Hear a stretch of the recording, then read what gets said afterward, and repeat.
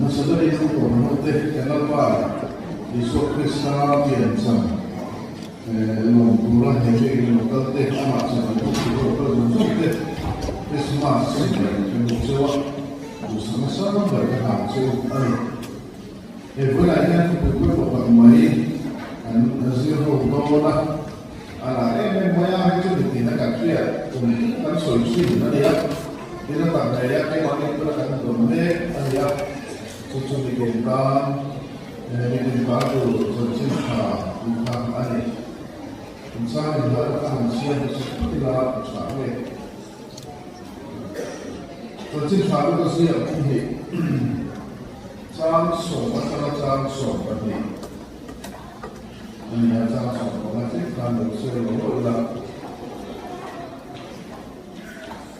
ini kita cincin ini nafsu orang tua orang supaya mereka boleh mengajar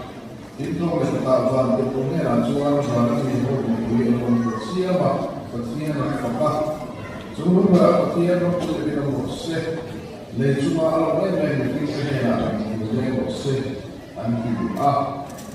Otin partai kosong anda nak semua malu minta tu janji sah long kalau saya cuci minta tu janji sah long kalau saya cuci saya cuci jadi saya kalau saya kita malu saya itu saya langkah Antara hekpeda sandaran hekpeda iron ni sampai Christmas dan orang mai event mampu mai event dunia dan event sangat ada yang apa event subuh kalau nanti tersiba ada yang besar so event mampu sama ada contoh Allah Itu dia waktu kalau nak bawa apa tu sebenarnya India ni portion dia ni besar, amma in nampu siapa yang mampu jadi nelo, kalau orang pun mampu nelo, itu orang dia buka. Itu dia harap soal apa, itu orang dia cuma ini dia. Nampak kalau besar kita dia bahagia kalau ini kan fasad lawan, ini macam saya. Militaru janjin kalau nanti ni kalau sebab kan itu yang kita macam itu kan sebab tu kita sekarang macam satu itu ayat Yesus kita berdoa Amin. Militaru janjin di antar mereka hansoi Kalau kau ada action, kau biar kita tu boleh siapa tu kau ada, sekarang berdua dah masa action ni boleh siapa, mungkin dikan, mungkin apa yang ambil dia, atau kau desa, ambil dia kau dia, ambil sabar kau dia, mungkin akhir sudah dia, maya, sebab kita tak tahu dia Soal bayi pula kan siapa kan mereka tu cakap tu saya bayi siapa kita nak di mana saya kan ekor sambil finte karena ada buka hendak tu dia finte macam macam berbuka ialah ekor sambil finte kan maka itu dia kan tidak akan tersiap kan ya Betul kuah soal ini pun sebelum kan finte itu soal kuah lokal kau cakap apa sih yang mau baca itu bukan lokal ni Dia beram berkemudian sama beram berlain batin kalau itu biasa dia semua batin kemudian lagi suara manusia boleh tuan betul piang berkumpul sebanyak berkumpul antara tu maya jadi terjadi di dalam buka anh sẽ về một khu vực khác anh sẽ vấp vào cha ông bà sẽ làm cho suy rất là ngon để mà mình đi ta cũng sẽ xin trả hàng tiền nhỉ thì anh sẽ làm cho mình là khu vực cha cái mà sẽ rất là ngon hey beram hey Israel itu nak angkat bukan kan ya ane sonnak abulte asa deh mengatakan itu kan ya beram dia ada bukan saya mah boleh kan rumah apa yang beram bukan Asia ha itu kan orang ini kan dia solusi kan boleh itu mungkin contohnya din beram sah malai soal insafah in koi nak kata man chin nak ani muka kita sa pun kita tu itu maya in itu kita kira bah kita sa ada tu itu juga maya kita kata itu kita sa itu jadi aman dua lagi kan atau itu orang tanah itu nak tu ini tu kalau masih berasa tu aman yang makan lepas kalau bagi sumpah koi itu ini maya itu dia absurd ania beram berni Allah itu membayarkan suruh beram ini anda bersih apa yang beram ya ini beram itu sesuatu mana anda ikan bukan tak boleh jalan kita anda tu betul beram dibuat ini apa yang berlaku beram itu sana dalam sana tek dengan dibuat itu laga sana ya ini anti yang hanya yang saja kita boleh lebih kuat susu beram jadi beramnya makan itu dia makanan itu atau dia kalau sih kan dia akan buat sih dia buat cuma tu tapi kita mau kue itu kita yang pemakan dia juga boleh sekali mau kan itu cuma batu beramnya itu mau banyak ya kue sih saya mau kue masih semua orang itu kan beram putih itu所以大家很想建立在这个媒体反方回到这里嘛，反方回到这里，我们按年哭么呀？我们的人家，比方说这个对吧？按年ventu看到没？比方说水杯啦，哎，有的啥光是在啥个点当中，后来钱贵的地方看，看到看到。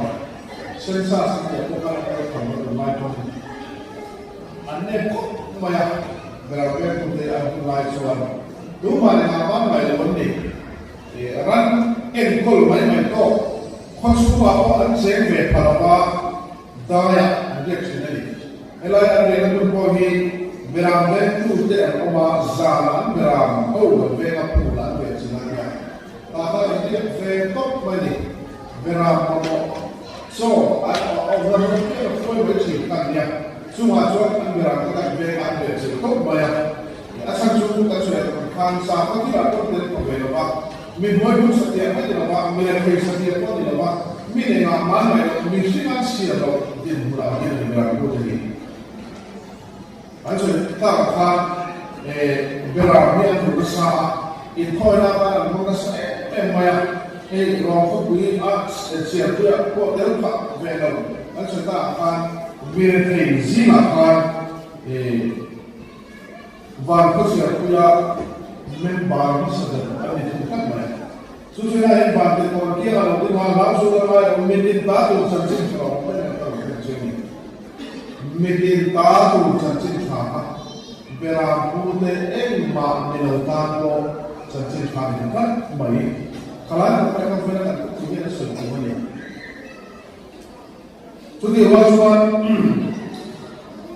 kocak meeting di kalau boleh. Hei, macam ni kocak. Lama kalau kalau ni bahan kocak meeting. Nanti memang ya. Masih kalau kita kocak meeting tu, batum nanti pun jelas. Dan lihat batum ini memang ya. Masih Bible ay siya niya lo kotsak mungkin batum di Bible zong oleh bola ba kotsak atang lo kal anin bani ituan Bible sendiri dalam ini itu dan sebelumnya itu boleh lainnya kotsak lama kalau kalau di baik examnya itu lo Bible nya masa kini tu patung aktifnya sabu pun awal pun mereka sangat patung semua tu betul masa asal kalau tidak sulit kosa exam ni masuk lama masa aktifnya kan situ balik bagi rangka sakte gerote murah dan biang kami di patung ni makan patung ni ada kah sudah sudah banyak jadi ang bing alam ni lepas banyak pula masa kontrol acuan di anda kalau ni kau sangat nanti akan kami Israel orang nanti nazar sekolah faham ni banyak andi macam acuan kita kontrol acuan acuan banyak pula ni loh ya anda kalau ni India orang tertentu kita orang tertentu Greek orang tertentu kalau ni namanya ini ang bing ni kau lihat kuah Kasper ate Belkior ate Belfasar ate dia dan mereka fokus dan buat susu masa kesehatan baik orang orang bagi kalau tu tujuh bagai jauh lama ini sudah macam kalau soal kocak meeting nanti kita kan meeting kita ni jauh lama ini asal kita menjai ya menjai ini lalu sudah ni apa ni dia lalu sudah mencoba lalu pesawat patung di hari pesawat nomor jika dia tak tuan dia buka tim briefing sudah berkembang lagi dan sudah akan persiapan video di yang sudah buka persiapan video sudah lama itu meja ini dibuka itu kecuali kalau kita sekarang menggunakan meja yang dibuka Zoroastrian itu yang dia soya. Anda ini pun mampu yang anda dibuka. Itu apa yang dia fikir itu tu dia anda soya itu lepas apa? Ini kosak lama kalau anda soya mana soya tu baru dia dibuka kosak lama soya kan ada dia mau seperti ini mau. Apa yang dia buka apa? Kita kosak lama kalau anda masuk ni ancam sini. Mesti dia bukan membuat dua pasal kan ini di kita tu yang kita tu mesti kita kan orang di berpak ni lepas aku bila sudah aku aku kalau di sana kosa ini mau berampu ane mau mandi kan dia mau namtin citin rek home so bikinta cacing kalau boleh dia nak cerita di kawan itu kan bukan sulit. Jika cerita akan berapa tahun akan santam tu, lalu suatu kisah itu antara pusat mereka itu ayah ada yang kau memang aizi apa lagi menuai mungkin anak yang kau kan cerita kan mungkin anak yang kan dia sangka kita ni apa siapa yang kau tengok apa mungkin anak yang kau tadi orang nak mereka anak dia dia cuba tu anak sendiri macam dia bukan siapa kerana cuman bagian dia lalu suatu Islam itu berangkat dari masa diri mana ini maknanya maksudnya akan berangkat malah jadi nanti info adalah aku akan yang berangkat antara alfu lah izunala anhams masih yang berjaya berjuang yang misalnya berjuang info dari kalangan pun berangkat lah izunala anham namun dia akan berangkat Kome suara kalau itu berapa? Cuma pun gaya suara kalau itu nak beramau akan melahir atau kita esok masalah perkataan kita. Cucu bikin tak itu, bikin tak itu orang suara orang orang berapa? Beramau itu senjata suara. Kan suara kalau itu boleh kita jangan cakap juga. Cuma suara beramau. Kan pula beri hemlo sosialku, jadi kita suatu ada macam apa? Misalnya kalau jual lari suatu kisah lalu dia tak bagi, ajul tu apa? Arum di mana? Barang itu orang kau terus, macam jual bagian fakah. chúng bữa bắt hiện nó cũng được một sẽ lấy chúng ta này mình biết thế này là mình cũng lấy một sẽ mỗi cái áp tăng các bạn này khác với sao chỉ là cái giải pháp là sản phẩm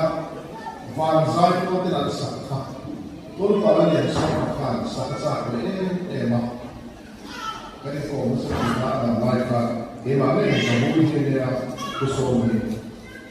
này là không phải là mà sản phẩm nó cũng cái không phải sự việc mua là phi đi làm giải pháp đầu tiên là nó sẽ bảo đảm được một số để nó mình lấy không phải nó sẽ chỉ là cái số lượng chúng ta lấy với đại diện hết dân chính trà với tiền tá đủ ở lúc hiện tại là chuan Israel người ta có Beram vul ở chỗ đó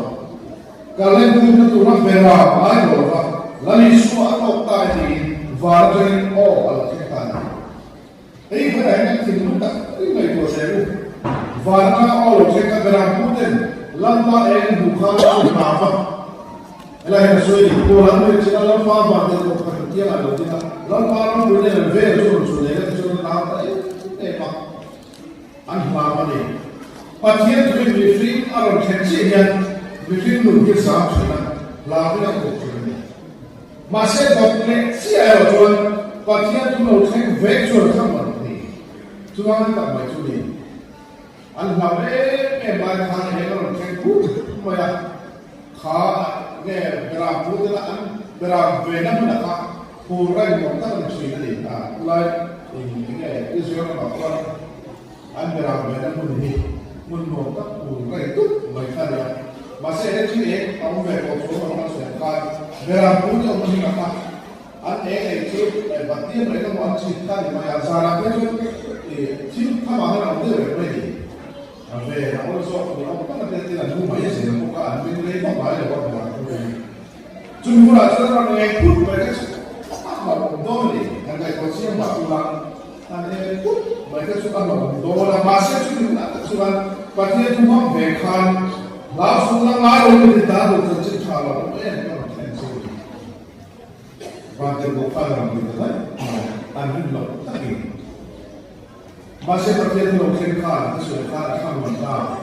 với các mà già cái giải món mình bảo là gì nói rồi mong Beram ko le van de ko te van ni bui ka ani tu wa ka chu ma ya asol fa adi le de ko lam ka mo le ne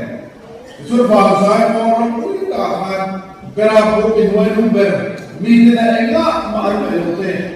van ni bui ho te van de ko ka la ro bui rim ta ani chu ta cho chu nu ma ka ke ro bui de no se lấy chúng ta lúc đấy mình biết thế này là mình muốn để học sinh và thiên là học ta nhỉ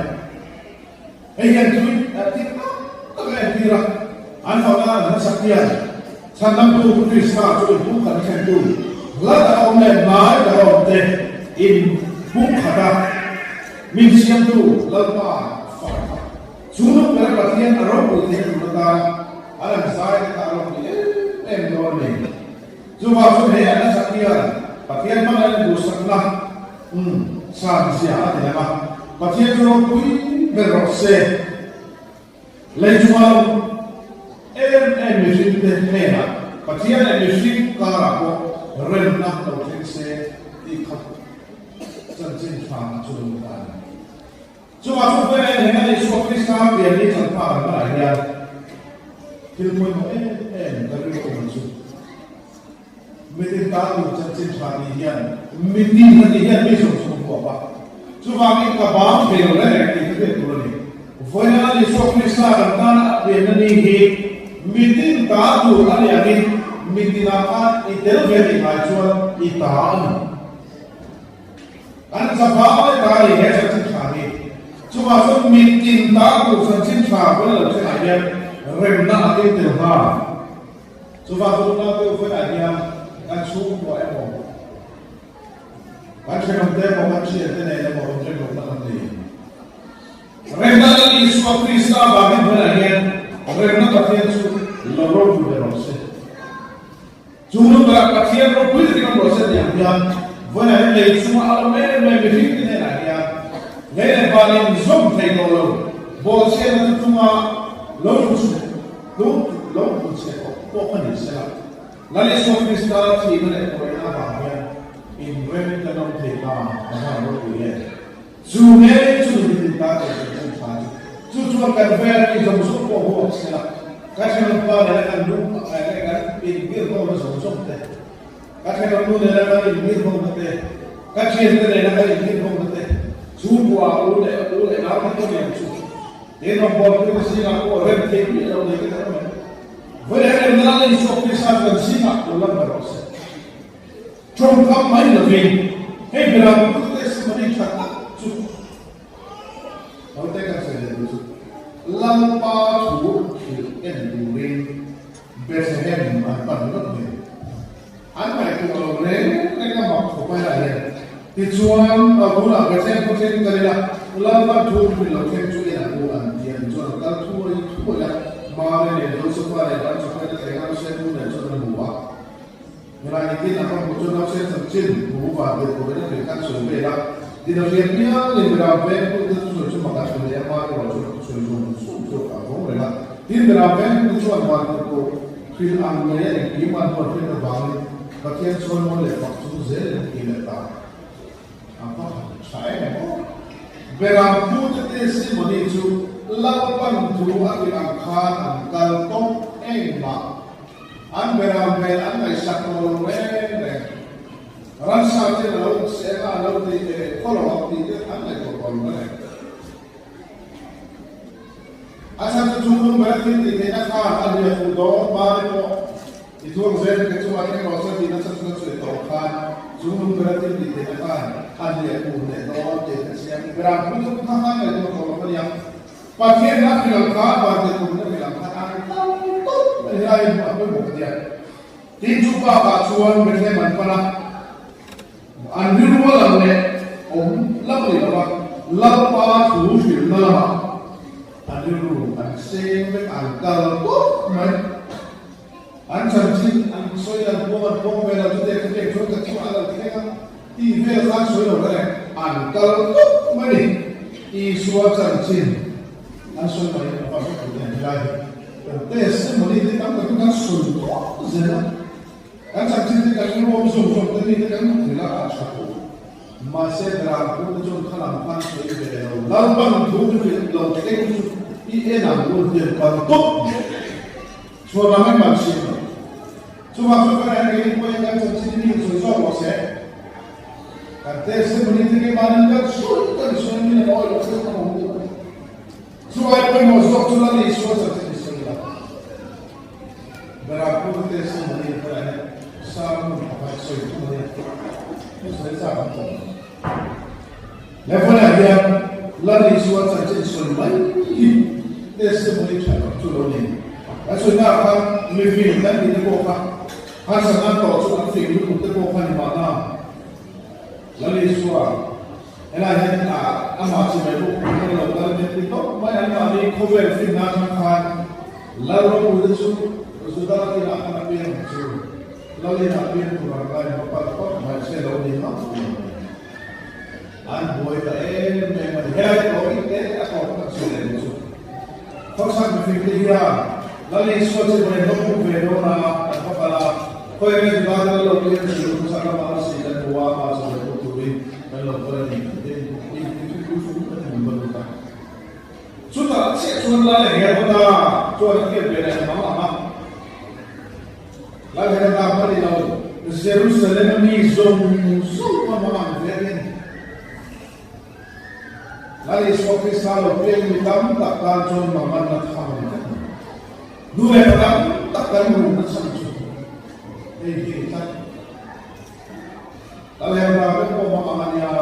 asal cuma ayat itu roket turun yang bangin akhirnya bahkan main juga tidak akhirnya apa bukan ini kalau yang berapa kira coba takkan saya nak ini saja masih akhirnya akhirnya perasaan mulai berflow bangin ada dua faktor itu sih main apa an ama tu ram kho man du la ka kha zel lu min chu khot chang a ya yen Jerusalem min an taxi ne ma chu ba chuan nam se ka dia ga la le so lo pi an ke khan Jerusalem min ten an ma na chan chu mo chu na ni lo la le ba ka chon chu ma thang ne do ani lo koi an tua nge do de ke ma chu ne at Christmas man ba de o mai ko tam ka Christmas an ma lo chu buai an mo ye ne bi ko la ke ko ma lo tu la ke mo ko ko ma lo so de ga e ga mo ko ni sa Christmas de ko ma tu akala tu ni ke ko ma lo a ko mo la de sa ne sam chin cha ni ni ba do ya tu so ren na ke ma in ren na kham ki ke ma le le fa ren na bi ko le kan se ve le ke ga ko ke ka ko bo de so so so ne na ren tu le tu bi ko na ya ke ren na chan chin cha kan do ya kan du wa na so lo ko do ne so ba so ni ta ko chan chin cha lo e ren na ke ni ve na pu ta ni ya ko cha me fi ta ko ni nam le ke ta ko ni ya in chi nam tin ame ta ni so ba so ni tin ne na chan chin cha ko ba ma si sang ka ni ka tin sang ko tu ba ni vai si na ko la ka ni tu ka lai sa lo ko ma se ko min tin ki ya mi zo zo ko ba ni mi tin ta ko chan chin cha ni an ko so ni an ba ka lo de ko ba tu so ren na alo ke ko ba tu ren na tu na ya ya la so ki sa lo ke ni ro na ni ka le se ba kan fi lu ni se ba mi tin ta ko chan chin cha ni kan fi lu ba ni se ya ke ba ta ko ni so tu ba ka mo me la ba kan sa ka ma lo de so sa ko se